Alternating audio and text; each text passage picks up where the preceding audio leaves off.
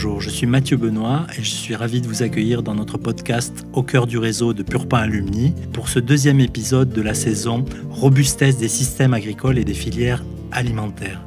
En guise de préambule, je vous offre un petit résumé de l'épisode précédent. Le changement climatique et l'effondrement de la biodiversité s'accélèrent et impactent les filières agri-agro. Des inquiétudes sociétales et professionnelles, des crispations politiques et syndicales ainsi que des divergences radicales de points de vue et d'approche se développent. Nous semblons être arrivés à un véritable point de bascule.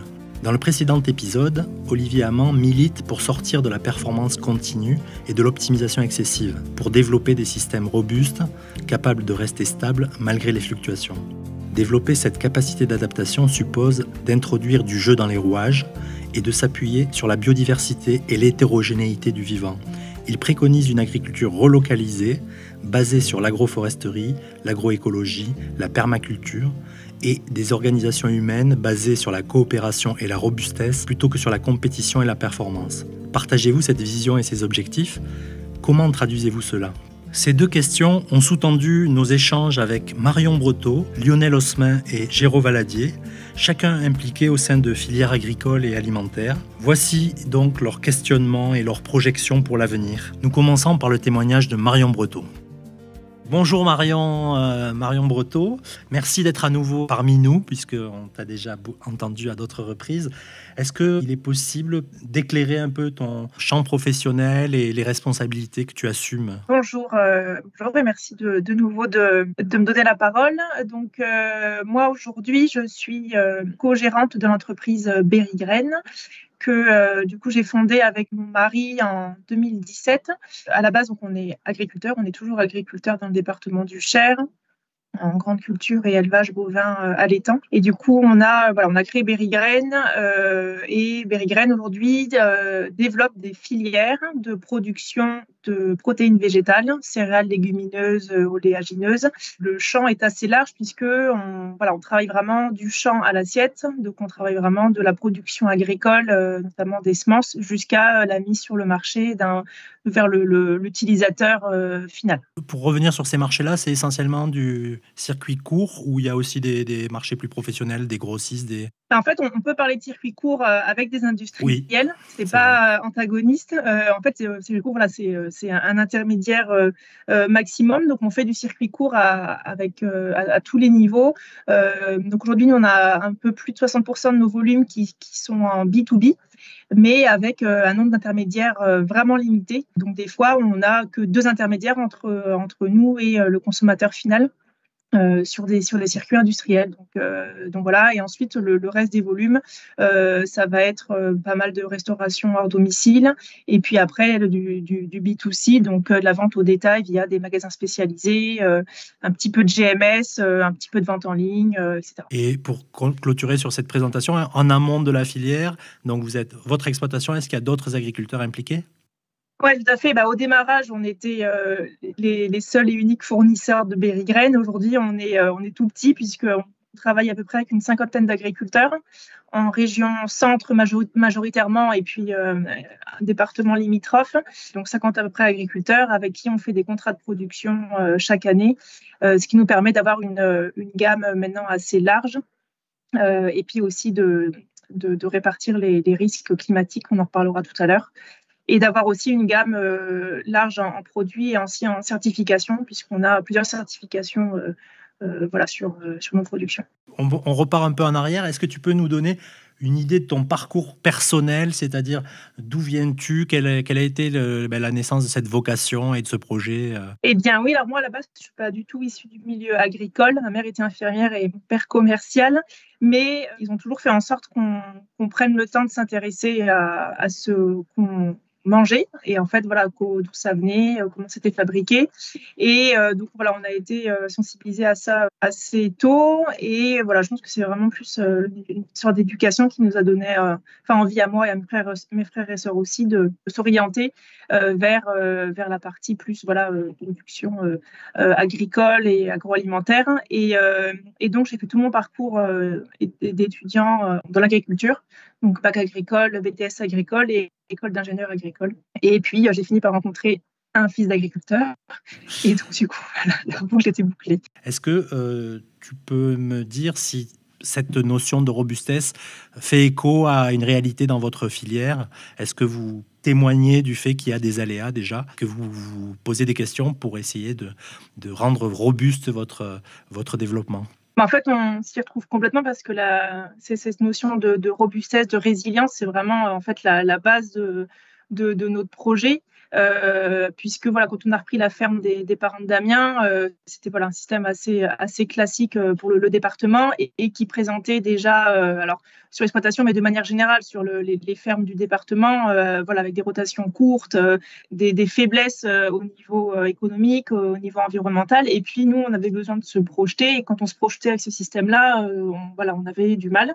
Donc en effet, la base de notre projet, nous, c'était de développer de nouvelles cultures, plutôt à bas niveau d'intrants, rustiques, et d'aller jusqu'au bout, de maîtriser toute la filière et de préférence commercialiser avec des circuits les plus courts possibles. Et en France, je peux dire, c'était vraiment la base de notre réflexion au démarrage. Si je fais un zoom sur les aléas, est-ce que vous vivez aussi, du coup, depuis que ça a commencé, puisque ça, c'était la projection de départ, des aléas économiques, des aléas climatiques? Est-ce que ça vous parle aussi?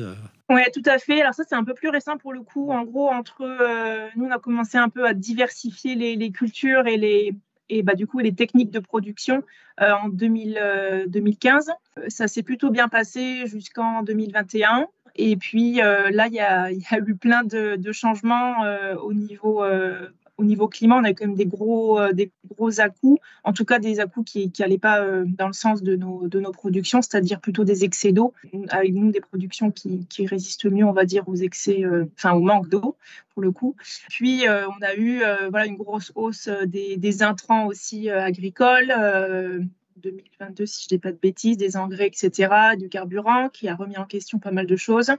Il y a eu le Covid, bien sûr, il y a eu l'inflation. Donc, ça fait quand même depuis 21-22 que nos stratégies est un peu malmenée et où on est obligé, de toute façon, après, je pense que c'est indispensable de sans cesse remettre un peu en question ce qu'on fait et de faire en sorte d'anticiper au mieux et d'adapter notre façon de faire. Alors, est-ce que tu peux nous concrétiser justement quelles sont les innovations ou les remises en question, les nouvelles pratiques que vous essayez d'introduire pour évoluer et vous adapter, rester adaptable de plus en plus?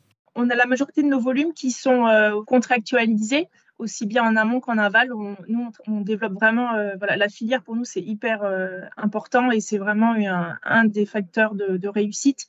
C'est-à-dire que on se met autour d'une table avec l'amont et l'aval et on met en place les volumes, les caractéristiques, les spécificités du produit, le prix. Et on essaye de s'y tenir sur 3, 4, 5 ans. Et donc ça, typiquement, ça a été un peu remis en question justement quand il y a eu pas mal de changements, le coût de l'énergie, comme je disais, les intrants agricoles, etc. Donc là, on a dû faire des ajustements. Donc ça c'est une chose, aussi bien du coup en amont avec nos agriculteurs qu'avec nos clients. Mais à partir du moment où c'est fait de manière transparente et intelligente, globalement, ça se passe plutôt bien. Mais c'est des choix qui ont dû être faits. Et ensuite, on a toujours eu en tête et on continue de diversifier les cultures. Pour nous, la diversification, c'est aussi la clé, un autre facteur de réussite. Donc les cultures, les espèces et les modes de production. Nous, sur notre ferme, on a passé la moitié de nos surfaces en bio. Et donc, pour nous, aujourd'hui, c'est un vrai atout.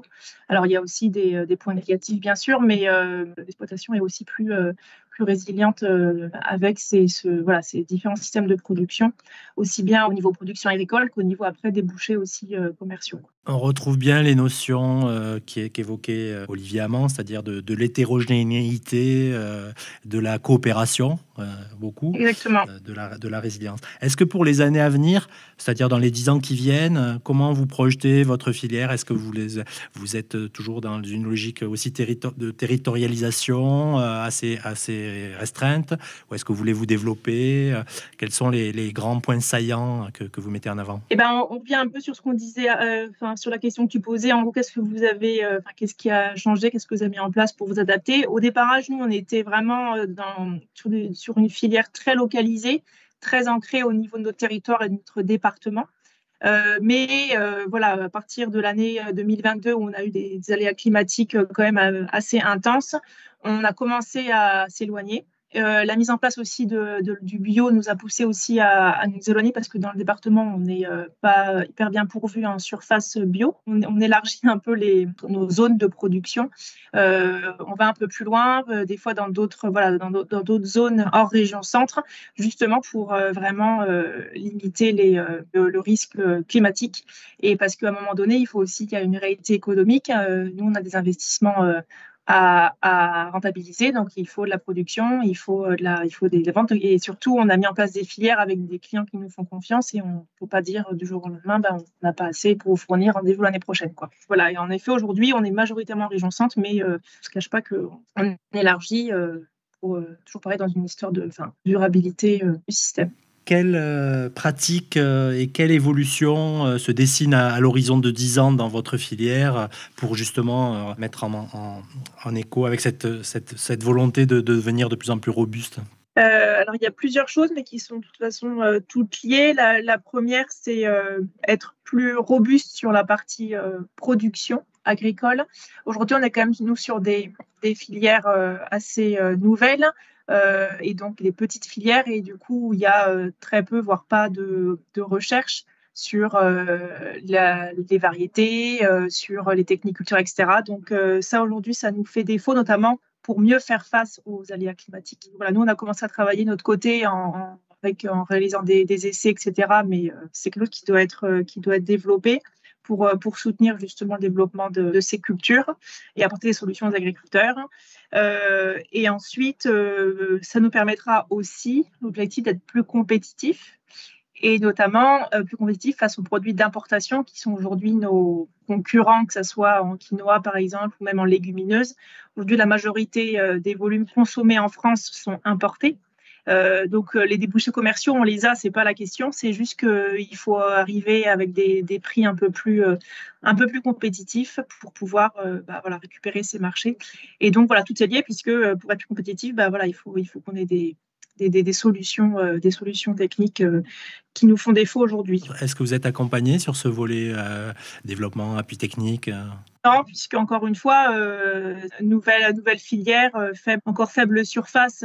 Nous, on fait à peu près à notre niveau 1000 hectares, donc c'est bien, mais on n'est pas les seuls. Mais je veux dire, comparé à du blé, à du maïs, à du colza ou de la pomme de terre ou de la betterave, c'est rien. Et donc aujourd'hui, forcément, les budgets, ils vont là où il y a le plus de demandes. Et aujourd'hui, c'est sûr, nos filières sont pas du tout, sont déjà pas connues et pas gérées à ce niveau-là. Donc non, pour l'instant, on se débrouille. Ok. Est-ce que vous identifiez des freins qui peuvent être, je dirais, un peu culturels par rapport à votre consommateur, des freins techniques, financiers? Où sont les freins? Où sont les leviers, les moyens de vous développer que vous identifiez? Alors, pour terminer sur les freins, en effet, le frein culturel, il est bien présent. Aujourd'hui, voilà, en France notamment, on est quand même beaucoup sur le trio patrie, pommes de terre. Tout ce qui est légumineuses, quinoa, épeautre, sorgho, c'est des choses qui sont peu ou pas connues et donc peu ou pas consommées. Il faut vraiment, donc nous, on essaie à notre niveau de mettre en place des actions de sensibilisation et pour donner aux gens toutes les informations et conseils nécessaires pour essayer qu'ils incluent un peu plus souvent dans leur menu ces produits-là. Mais c'est aussi généralement le rôle des interprofessions, etc. Mais vu que nous, on n'en a pas, du coup, c'est plus compliqué. Donc, frein culturel, oui. Et un autre problème, c'est plutôt un frein, on va dire, politique ou réglementaire. Aujourd'hui, sur nos produits d'épicerie, céréales, légumineuses, etc., en rayon, l'origine n'est pas obligatoire. L'affichage de l'origine n'est pas obligatoire. Et je pense que ça aide pas du tout non plus le consommateur. Le jour, en tout cas, où il fait l'effort de vouloir acheter des lentilles, du quinoa ou de l'épeautre, le fait que les registres ne soient pas affichés, il a vite fait de faire le mauvais choix. Et du coup, voilà, forcément, s'il achète du produit d'importation, ça ne va pas aider à développer les volumes en origine France, quoi. Et donc ça, voilà, c'est plutôt un frein aussi réglementaire, mais qui est lié à des aspects plus politiques, quoi. Et est-ce que la robustesse passe par une animation de filière? Comment vous faites pour vous développer un sentiment d'appartenance à votre filière au niveau des producteurs? C'est hyper important aussi. En effet, la dynamique du collectif, elle peut faire de très belles choses, mais elle est compliquée à maintenir. Et pour ça, en fait, il y a plusieurs choses. Nous, on a l'avantage du coup d'aller jusqu'au bout de la filière et donc de pouvoir dire à nos agriculteurs, voilà, votre produit aujourd'hui, vous pouvez le retrouver en rayon sous telle marque ou on a aussi nos marques commerciales, nos propres marques commerciales. Donc voilà, vous pouvez le retrouver dans tel plat cuisiné, etc. Donc ça, forcément, c'est une fierté pour eux. Voilà, c'est très concret, hein, en gros. Donc ça nous aide.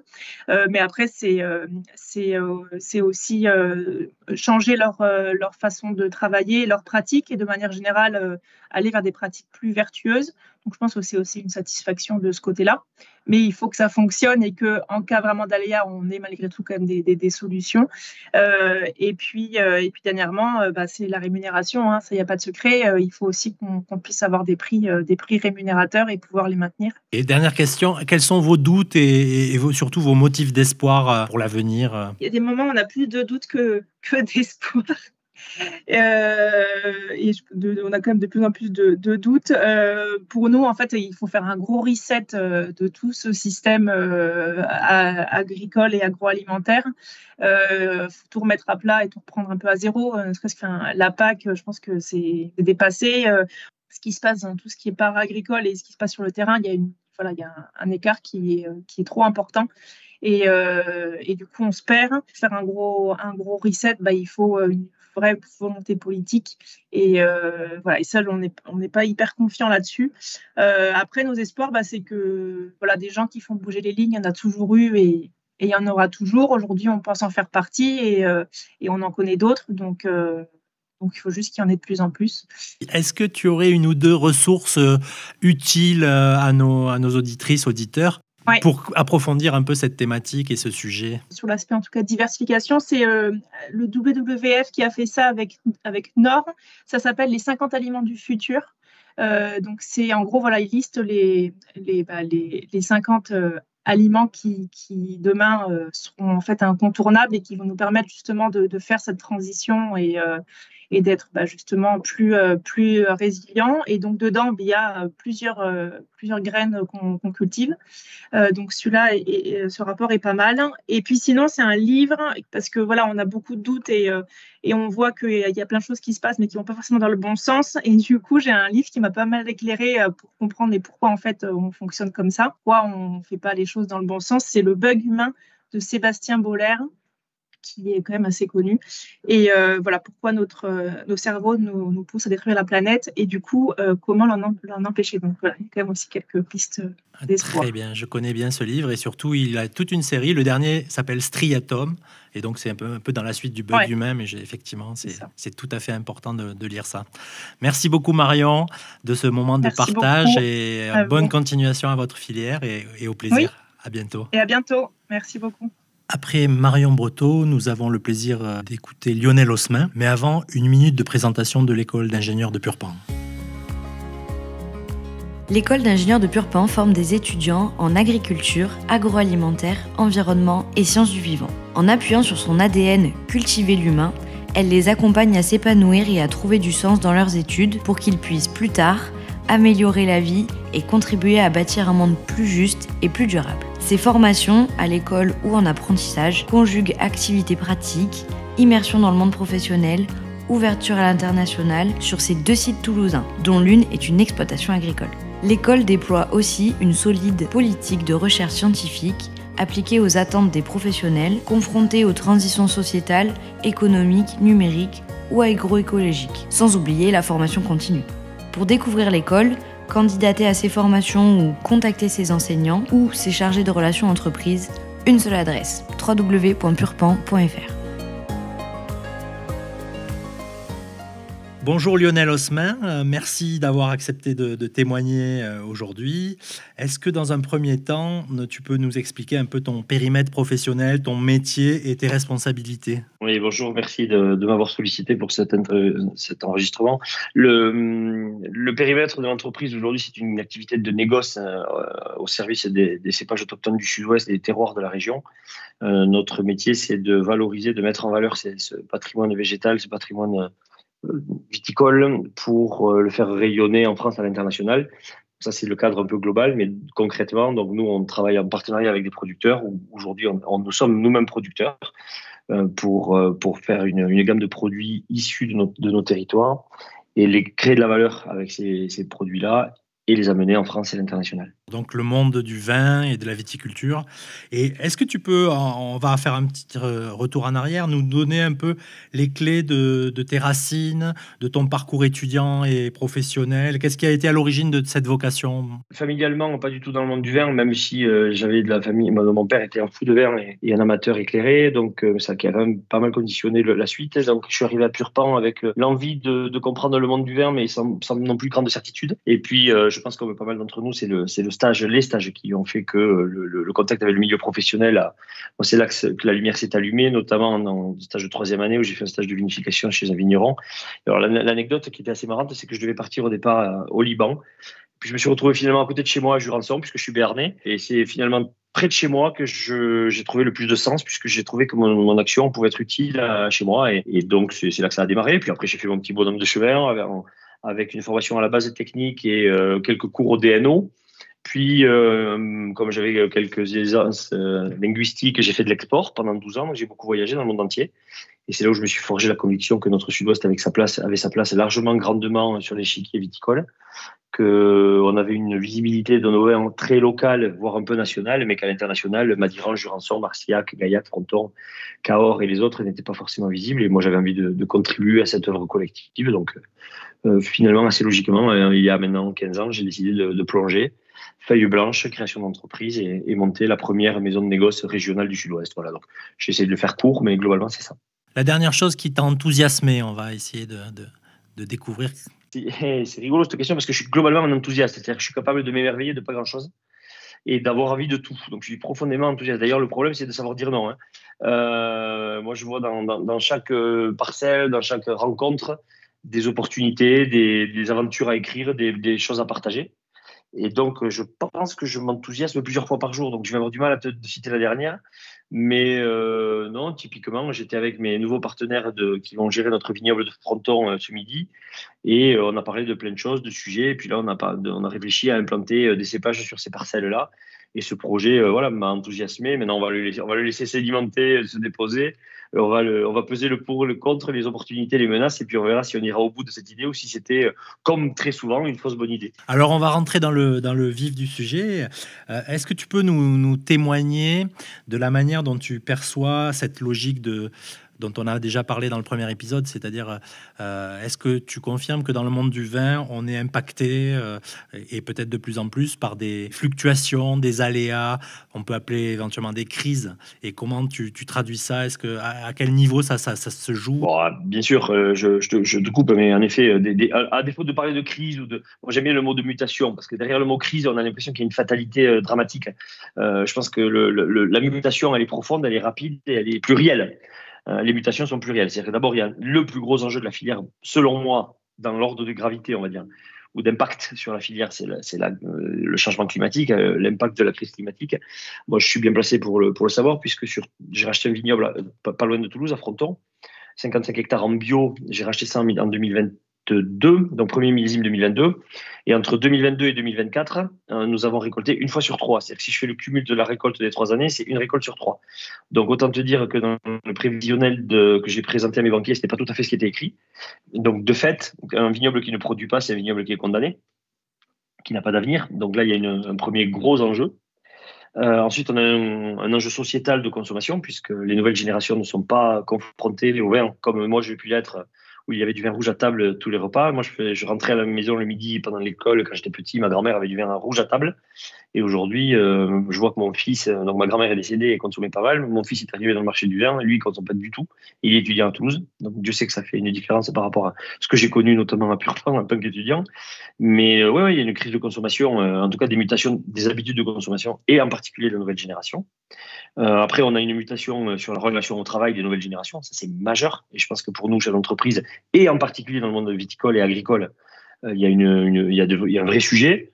Voilà, donc climatologique, sociétal sur la consommation et la relation au travail dans le monde agricole.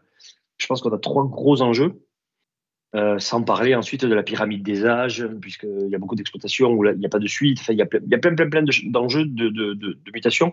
Et par contre, par rapport à ce mot de crise, etc., je voudrais juste éclairer le sujet de ce que je dis assez souvent. Donc, vous savez qu'en chinois, il n'y a pas de mot pour dire crise.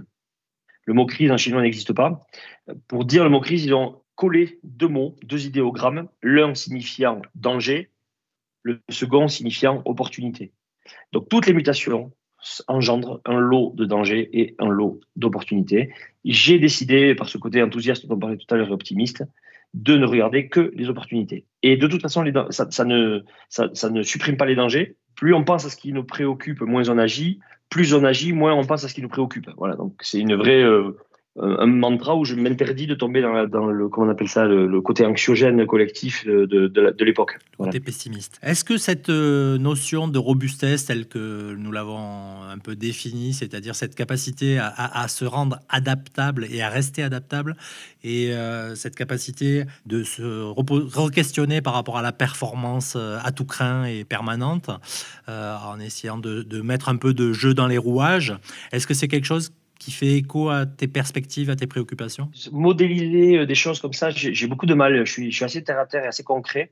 J'ai du mal à te modéliser l'organisation parfaite qui engendrera de la robustesse et avoir des certitudes. Je crois que dans des périodes de mutation, puisqu'il y a des changements, on va vers l'inconnu, il y a des dangers. Je pense que le seul enjeu, c'est de s'adapter. Et pour moi, la robustesse, alors dans le monde viticole, il y a un point clé, c'est la création de valeur. C'est-à-dire que si tu ne crées pas de valeur, parce que malgré tout, il y a de valeurs pas que économiques, de valeurs écologiques, de valeurs de durabilité, de valeurs de plein de solidarité, d'engagement, de tout ça. Et bien sûr au service d'une économie, parce que malgré tout, nous gérons des entreprises avec des réalités d'entreprise, avec des emprunts, avec des salariés, avec le poids de la fiscalité, des enjeux justement climatiques qui alourdissent nos business models. Je suis pas assez aujourd'hui éclairé, ou en tout cas, j'ai pas pris assez de recul, étant tellement dans le quotidien, que sur la modélisation d'un modèle robuste. Ce que je crois par contre beaucoup, et c'est un modèle d'état d'esprit, c'est ce qu'on appelle l'effectuation. C'est un concept qui a été inventé par une chercheuse indonésienne. L'effectuation, c'est pas une méthode, c'est pas un outil, c'est avant tout une posture individuelle, une vision du monde tournée vers l'action, l'ancrage dans le réel. C'est-à-dire qu'au lieu de voir le monde tel qu'on voudrait qu'il soit, d'essayer de le voir tel qu'il est réellement. Et fondamentalement basé sur la confiance et l'optimisme. Globalement, il y a quelques principes dans l'effectuation. C'est démarrer avec ce que vous avez, parce qu'on voudrait toujours avoir plus pour lancer quelque chose. Raisonner de ce que vous êtes prêt à perdre, raisonner ce qu'on appelle en perte acceptable. Obtenez des engagements fermes, composez autour de vous des gens assez fous pour vous suivre dans votre aventure. Tirer parti des surprises, c'est-à-dire que ok, c'était pas prévu, mais qu'est-ce qu'on peut en faire pour continuer à avancer et ne pas se dire merde, c'est la fin ou c'est un obstacle. Et privilégier l'action à l'analyse, créer le monde que vous voulez, quoi. Voilà, donc ça je pense que c'est cet état d'esprit-là qui rend des entreprises robustes. Par contre, je suis incapable de te modéliser mieux que ça, un modèle économique viticole robuste aujourd'hui. Et dans les 10 ans qui viennent, à ton niveau ou dans le monde du vin, comment se traduirait alors cette effectuation en action concrète? Création de valeur, création de valeur, création de valeur. D'accord. Mes trois priorités. En revenant sur valeur environnementale, valeur sociétale et valeur économique. Non, mais création de valeur économique, création de valeur économique, création de valeur économique. Si je fais une comparaison avec le monde dans lequel on évolue, on ne peut pas avoir une justice sociale et les moyens d'avoir un monde plus juste si on n'a pas des moyens financiers. Aujourd'hui, malheureusement, à date, l'arbitre de paix, c'est notre robustesse économique. Et on le voit bien quand on voit les rapports de force aujourd'hui avec les États-Unis, la position dans laquelle nous sommes, avec des utopies, mais malgré tout des réalités économiques qui s'imposent. Donc, c'est la réalité économique qui doit être au service des causes que l'on veut défendre. Donc, pour avoir des organisations vertueuses avec des valeurs, il faut d'abord en avoir les moyens. Malheureusement, je suis très terre à terre, très basique sur ces sujets-là. Donc, création de valeur, création de valeur, création de valeur. Donc, économique, puis environnementale, et puis, bien sûr, et sociale et sociétale, évidemment. Mais est-ce que tu pourrais nous donner une idée des freins culturels, techniques et financiers à lever? Comment tu priorises un peu les enjeux, les challenges, les défis à mener aujourd'hui? Les défis, ça va être d'adapter nos modèles de production agricole au changement climatique. Je pense que là, alors là, pour le coup, c'est un vaste sujet. Nous, on est en première ligne avec ça. Et j'ai envie de te dire, si on arrive à régler ce problème-là d'adaptabilité, de résilience vis-à-vis du changement climatique, tout le reste sont que des petits leviers qu'on arrivera à traiter. Je vois rien de compliqué. Alors, l'évolution de la consommation, etc., ce sont des sujets, mais notre place dans l'écosystème et notre impact sur l'environnement, et donc l'adaptation au changement climatique, c'est pour moi le plus gros chantier. Et ça se traduit qu'on maîtrise peu. Et qu'on maîtrise peu. Ça se traduit par dans quelle direction concrètement sur les vignes? Typiquement, aujourd'hui, c'était le sujet de la réunion de ce matin, c'est de se dire comment aujourd'hui on se protège. Parce qu'en plus, le modèle des assurances ne marchera plus dans quelques années, ça sera terminé, puisque de toute façon, ça coûtera tellement cher que les assureurs ne pourront plus assumer cela. Donc pour l'instant, on vit dans l'utopie de la couverture des risques climatiques. Mais comme maintenant les remboursements sont basés sur la moyenne des 5 dernières années et que les 5 dernières années ne sont vraiment pas glorieuses, finalement, on va payer pour des assurances qui rembourseront très peu puisqu'on produisait peu les années précédentes. L'enjeu, c'est de mettre de la technologie au service de l'environnement et d'investir et d'approcher notre métier différemment. C'est-à-dire qu'avant, on investissait surtout pour planter, récolter, vinifier. Aujourd'hui, il va falloir investir pour planter, protéger les plantations, récolter, vinifier. Et tout ça en respectant l'environnement avec des outils plus durables, enfin, en tout cas des produits plus durables, etc. Donc ce sont des gros et avec des systèmes qui marchent, parce qu'aujourd'hui on expérimente beaucoup, mais on n'est pas non plus à un niveau de technologie suffisant. C'est-à-dire que lorsqu'on parle de l'assurance, de couvrir le gel par exemple, on a plein d'outils, mais il n'y en a aucun qui te garantit une efficience totale. Est-ce que tu peux nous donner une ressource qui pourrait intéresser nos auditeurs pour poursuivre un peu cette réflexion sur l'avenir et la robustesse de nos organisations, de nos productions? Là, je vais m'adresser principalement, alors désolé, je vais peut-être pas parler à l'ensemble des gens qui vont nous écouter, mais je vais m'adresser aux gens avec qui je peux partager, c'est-à-dire à ceux qui sont dirigeants d'entreprise ou entrepreneurs comme moi, parce que je vais partager que mon vécu à moi. Hein. Je vais avoir du mal à transposer mon histoire dans des cas différents, mais jusqu'à il y a 5 ans, donc j'ai été entrepreneur, dirigeant d'une entreprise que j'ai créée de zéro avec mes associés. Et on n'est jamais formé réellement à être dirigeant d'entreprise ou manager. On a été formé à produire du vin, à vendre du vin, à faire du marketing, à avoir des outils techniques. Toute la vision stratégique d'une entreprise, tout le pilotage, tout le management, toute la vision, ça se travaille, mais ça se travaille pas. Il n'y a pas d'école pour ça. Et j'ai eu la chance d'être intégré dans un mouvement qui s'appelle l'APM, l'Association pour le progrès du management. Et je pense que cette formation continue du dirigeant, en fait, a été complètement salutaire. Et j'ai rencontré plusieurs chefs d'entreprise dans le monde viticole qui ont fait l'APM, et je vois bien qu'ils éclairent leur métier de façon différente parce que une fois par mois, on se fait former sur des sujets aussi vastes que la géopolitique, la santé au travail, le management, l'ubérisation de l'économie, sur la stratégie marketing. Qu'est-ce que c'est la stratégie? Et les nouvelles modèles économiques. Tous ces sujets sont abordés par des experts qui, de façon très factuelle et simple à comprendre, l'appliquent dans les entreprises. Et donc, une fois par mois, avec ces chefs d'entreprise qui viennent d'univers différents, avec lesquels on échange énormément. En plus, on utilise l'expérience de l'autre pour l'éclairer dans nos propres métiers. Et ça, je pense que ça rend plusieurs choses. Le manque de formation, ça compense le manque de formation spécifique à être dirigeant ou manager. Ça met un terme aussi à l'isolement du chef d'entreprise. Et surtout, ça permet de dézoomer, de prendre un autre regard, d'avoir d'autres témoignages, d'autres expériences avec des gens qui vous amènent leur vécu, leurs compétences dans des territoires complètement différents, mais qui font forcément écho à votre filière, à votre réalité. Il y a en complément de ce vécu à l'APM pour le parcours de formation du dirigeant, il y a un livre qui a été très fondateur pour moi, c'est de trouver son pourquoi. Dans les organisations, en général, on sait quel est le quoi, le métier, le comment, c'est la stratégie, la façon d'atteindre les objectifs, mais le pourquoi, la raison d'être d'une organisation, pour moi, c'est essentiel. C'est-à-dire que quand tu te lèves le matin et tu sais exactement à quoi sert l'engagement que tu mets au quotidien dans ton entreprise et que tu le partages avec les équipes, avec toutes les parties prenantes de l'entreprise, d'un coup, il y a une espèce de cohérence, d'évidence, d'objectif commun qui est affiché en une phrase ou deux.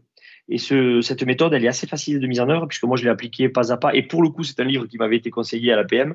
C'est Trouver son pourquoi de Simon Sinek. C'est un conférencier américain qui a fait, donc c'est le why, le fameux why en anglais. Alors, autrefois, on parlait beaucoup des valeurs d'entreprise. Aujourd'hui, on parle de raison d'être. Tout ça, c'est souvent assez abstrait. Et là, c'est un livre qui explique déjà la logique, mais en plus, qui est une espèce de tuto au pas à pas. On part d'où on vient, qui nous explique comment aller trouver son pourquoi, qui est parfois très, très évident et parfois ne l'est pas. Mais quand on arrive à dire, non pas qu'est-ce qu'on fait, mais pourquoi on le fait, on éclaire complètement différemment. Merci. Deux dernières questions peut-être. Quel est ton principal motif d'espoir que tu mets en l'avenir? J'aimerais que tous les gens prennent conscience qu'on va tous mourir donc à ce titre, autant passer un bon moment sur Terre et faire plein de choses positives, agréables et vivre dans l'optimisme et l'enthousiasme plus que dans le. Il faut débrancher BFM TV et se dire que le monde de demain, c'est celui qu'on créera nous-mêmes. Avec beaucoup d'envie, beaucoup d'échecs aussi et beaucoup d'obstacles. Mais comme je le disais il n'y a pas longtemps aussi, la réussite, c'est aller d'échec en échec sans perdre son enthousiasme. Donc ça, c'est Winston Churchill, hein, c'est pas de moi.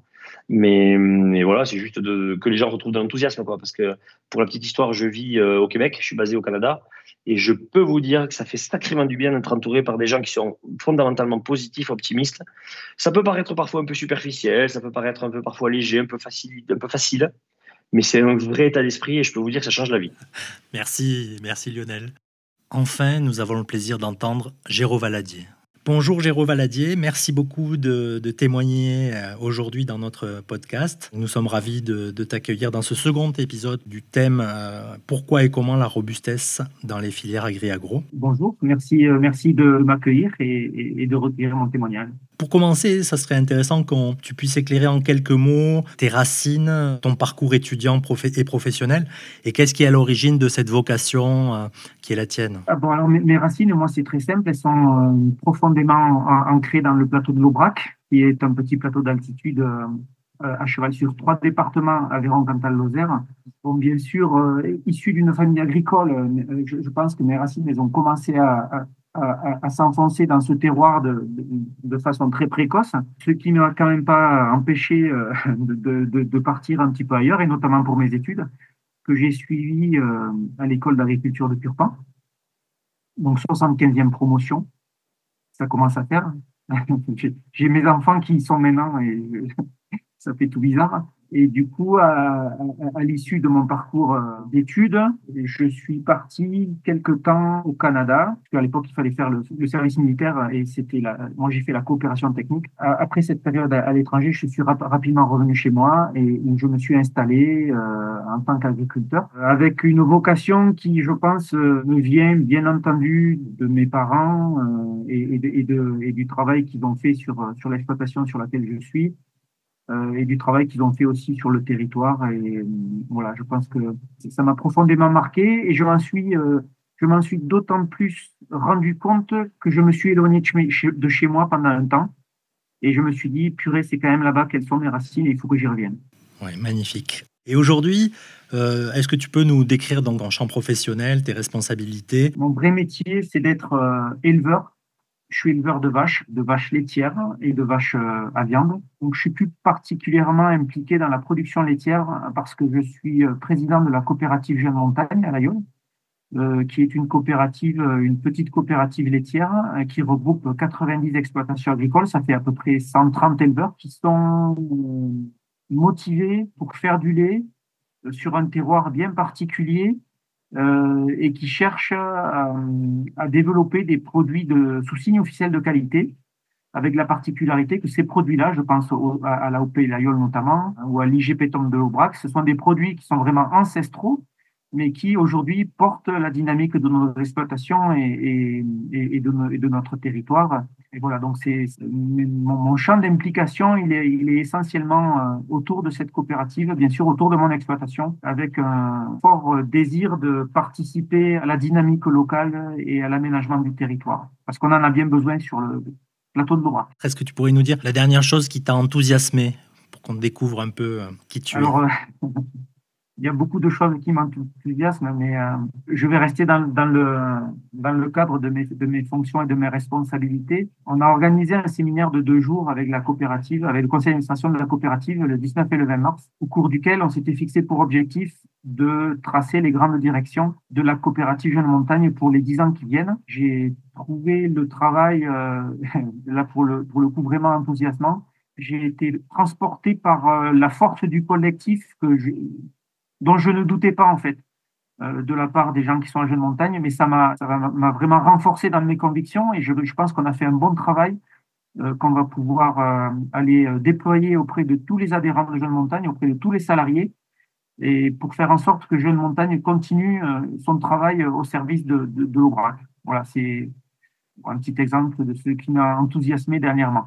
On va discuter un peu en écho du précédent épisode où on a eu la chance de partager et d'échanger avec Olivier Amand, qui prône la robustesse, encore une fois, comme un élément déterminant pour permettre de rester stable en période de crise et de fluctuation, et par opposition avec une performance qui serait systématique et optimisée à outrance. Donc on a pu partager un peu ces idées d'Olivier Amand. Est-ce que ce concept de robustesse se traduit dans les préoccupations de Jeunes Montagnes et de la filière du fromage et de l'élevage en Aubrac? Oui, mais je pense que c'est la préoccupation de toutes les filières d'élevage. C'est pas forcément le terme de robustesse qui nous est d'abord venu à l'esprit, nous, mais c'est le terme d'adaptation, en fait.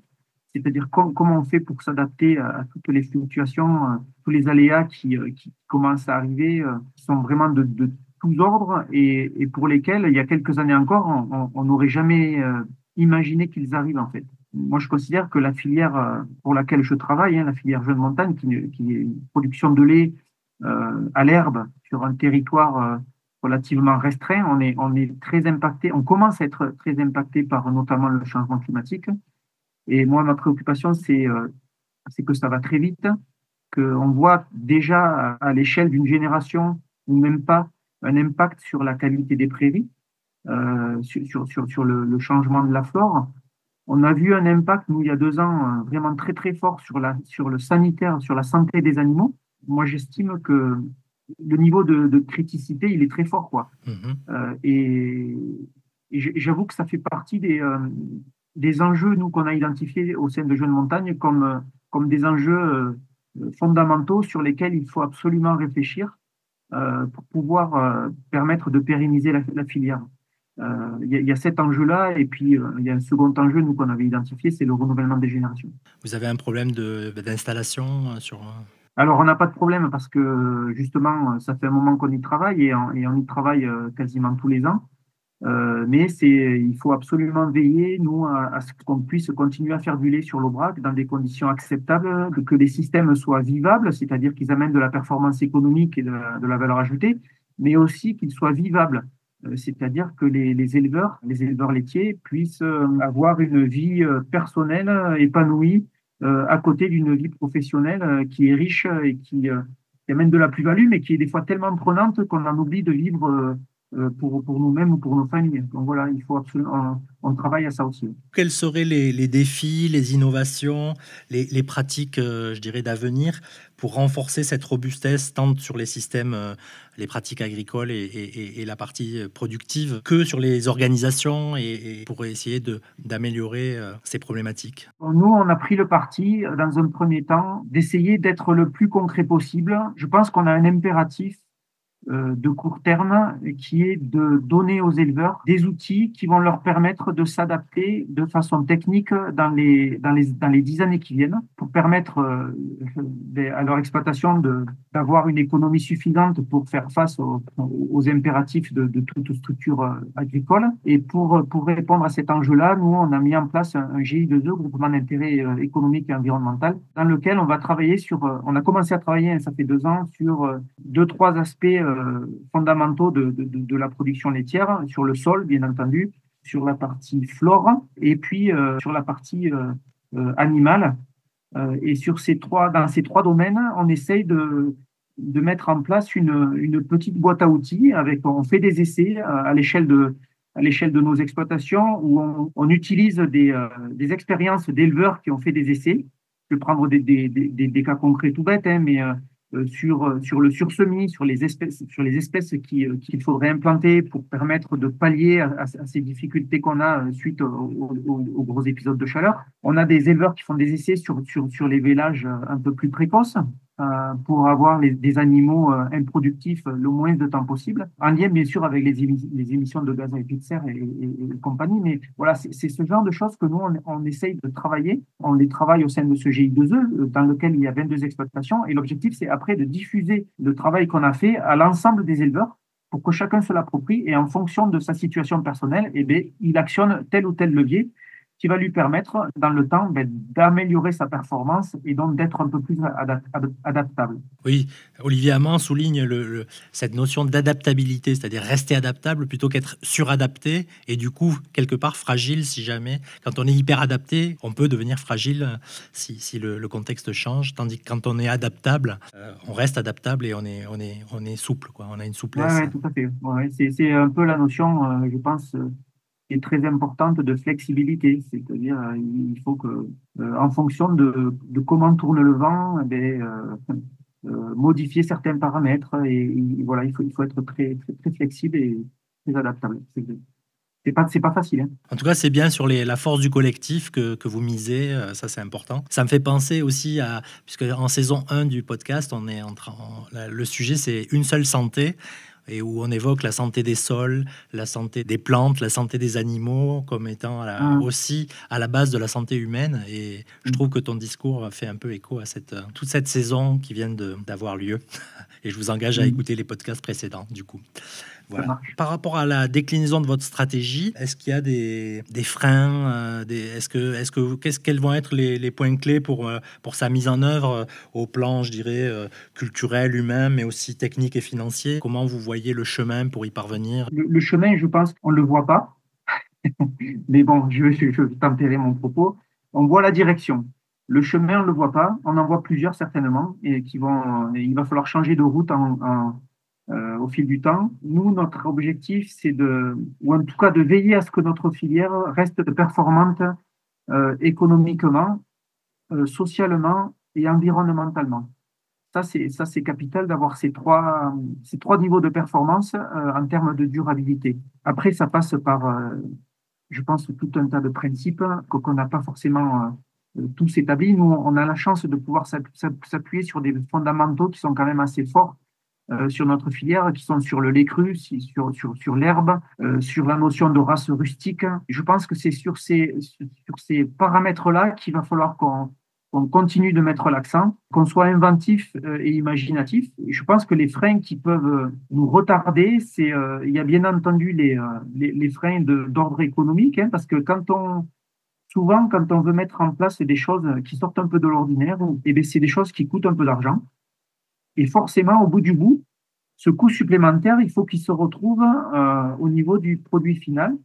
Et la question est, est-ce que le consommateur final sera d'accord pour payer un coût supplémentaire pour avoir des produits qui correspondent en termes de cahier des charges, en termes de ce que je disais tout à l'heure, en termes social, en termes environnemental et en termes économiques.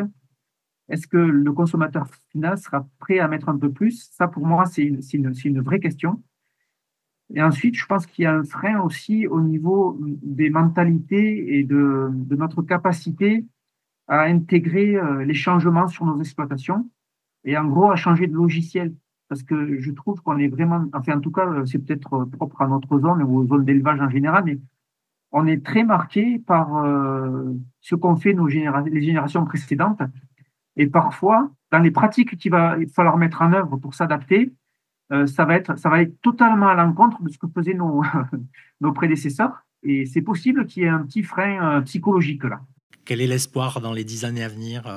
Alors, l'espoir, je dois avouer que cette notion d'adaptation par rapport au changement climatique, moi, je pense qu'il n'y a pas un jour où je ne pense pas à cette problématique-là. J'ai l'impression que c'est tellement fort ce qui va arriver que parfois, j'avoue que ma crainte est à la hauteur du défi qui se présente. Mais après, quand quand j'y réfléchis, quand je regarde un peu ce qu'on a fait nous à notre échelle, à l'échelle de notre filière depuis sa création, quand je vois les capacités d'adaptation dont ont su faire preuve les éleveurs, la force collective qui se dégage de nos discussions, de nos groupes de travail, quand je vois les innovations qu'on a quand même mises en place à différents niveaux, notamment au niveau des services qu'on apporte aux exploitations, et quand je croise ça avec le fait qu'on est sur des produits à forte identité qui sont multiséculaires mais qui sont hyper modernes,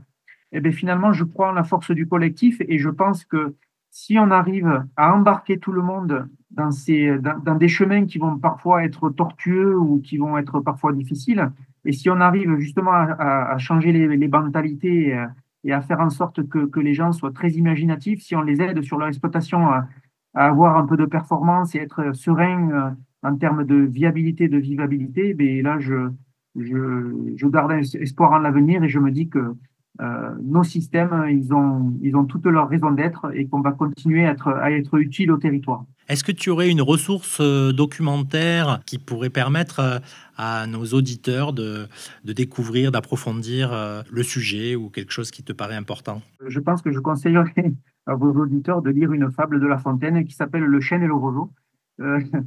Parce que finalement, on s'aperçoit que c'est bien d'être robuste et je pense qu'il en faut de la robustesse, c'est important.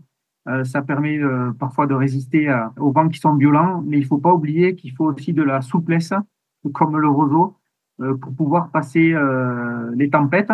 Et les tempêtes, je pense qu'il va y en avoir. Donc, ça m'a semblé être une bonne fable et je pense qu'il faut qu'on s'en inspire un peu, être dans nos systèmes, sur nos exploitations et dans nos filières. Il faut être robuste, mais il faut aussi être souple et flexible. Oui, mais je pense que c'est une définition que l'on partage.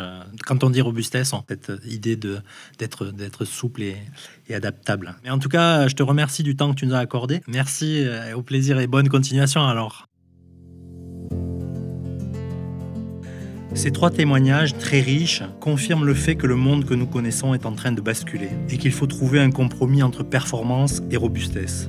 Le changement climatique impacte l'agriculture de façon très rapide et brutale, et chacun des 3 témoins, avec sa représentation du monde, recherche des voies de solution pour adapter sa filière et son territoire.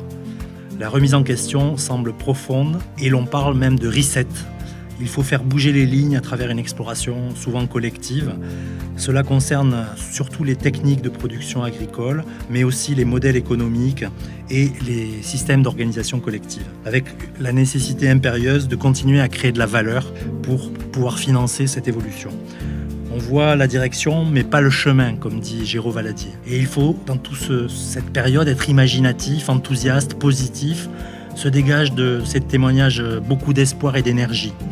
Pour autant, la société entière ne doit-elle pas s'interroger sur cet essentiel? Les politiques ne doivent-ils pas s'interroger pour accompagner ce mouvement en régulant par exemple la concurrence inéquitable pour permettre une agriculture de qualité qui soit rémunératrice? Et les citoyens ne doivent-ils pas aussi s'interroger pour pouvoir payer le juste prix de cette agriculture de qualité? En guise de bouclage, mais certainement pas de conclusion, je reviens sur la pensée d'Olivier Amand. Il faut créer les conditions pour qu'émergent des solutions qui permettent de répondre aux fluctuations d'un monde mouvant. Cette 2e saison s'achève ainsi sur beaucoup de questions. On espère avoir des retours de votre part, auditrices et auditeurs, pour continuer à débattre et à engager un processus autour de la robustesse qui nous semble important. Et on vous attend pour continuer à discuter, réfléchir et agir à l'occasion de nos prochains épisodes et à partir du mois de septembre. À bientôt, merci.